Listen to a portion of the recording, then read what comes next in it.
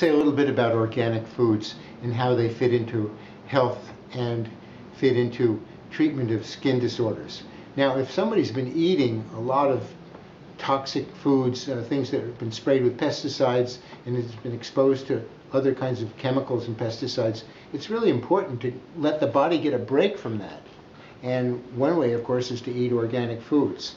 Now, when we say organic foods, really that's a technical definition in this country. It allows certain kinds of pesticides to be used. And when I think of organic foods, I think of foods that are grown without pesticides at all. And that's my favorite. So there are probably some places that have foods that are grown without pesticides that are not registered as organic that could be even better for you than the ones that have the organic label but are grown with the allowable pesticides. So that's one of the questions you need to ask. The next thing is that there are certain foods that are heavily sprayed and apparently take up more toxins than other foods. And those are ones which are more important to choose organic. Leafy vegetables, celery, strawberries are just a few of those. And you can find various lists which may also depend upon what the farmers are using, where you're getting them, and what kind of chemicals are being used. Because if you can wash them off with soap and water, then or detergent, that may be acceptable. So using organic foods can be beneficial because it avoids toxins, and some of those toxins inhibit the processes that the body does to suppress allergic reactions.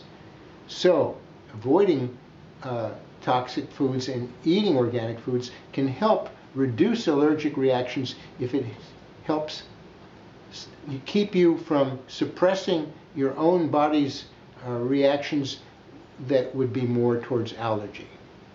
So I definitely like the possibility, but personally I choose to use the regular foods if they're not known to be heavy in pesticides. And I also choose locally grown food that comes from farmers who don't use pesticides, who are not necessarily organic. Of course, organic can also mean using foods that have haven't been given natural fertilizers, which again is another important thing to make the foods more healthy. And finally, interestingly enough, foods that are grown organically have more stresses on them, so that the plant has to make its own pesticides.